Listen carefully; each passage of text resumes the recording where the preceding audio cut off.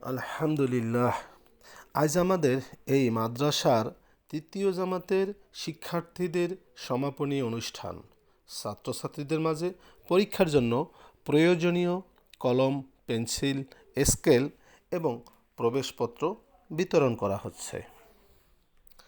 মাদ্রাসা থেকে যদি কোনো বাচ্চা তৃতীয় জামাত মানে তৃতীয় শ্রেণী পাশ করে, তবে সেই বাচ্চাটি অন্যান্য স্কুল এবং কোচিং সেন্টার অথবা ইংলিশ বাংলা মিডিয়াম থেকে যে স্কুলগুলো আছে, সেই স্কুল থেকে যে বাচ্চাগুলো তৃতীয় শ্রেণী পাশ করবে, সেই সব বাচ্চাদের থেকে এই মাদ্রাসার বাচ্চাগুলো সম্পূর্ণই আলাদা হবে।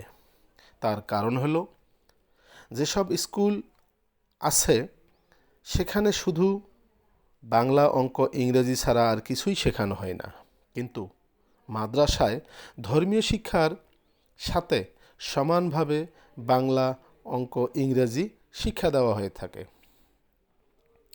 যা মাদ্রাসায় তৃতীয় জামাতের একটা বাচ্চা অনায়াসেই সে কোরআন শরীফ ভালোভাবে পড়তে পারে এবং নামাজের সমস্ত প্রয়োজনীয় সূরা কেরাত সেটাও তারা মুখস্থ করে রাখে।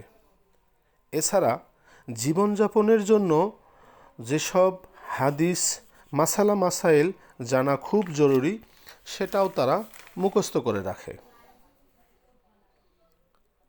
যা সাধারণ স্কুলের বাচ্চা তারা জানে না। যদি এই ছোটোবেলাতে যদি কোনো বাচ্চাকে এই ধর্মীয় শিক্ষা থেকে বঞ্চিত করি, তাহলে প্রথমে আমরা অভিভাবকেরাই এর জন্য দায়ী থাকব। এবং এই ধর্মীয় শিক্ষা থেকে বাচ্চাকে বঞ্চিত রেখে তাকে গোমরাহির দিকে আমরা ঠেলে দিলাম।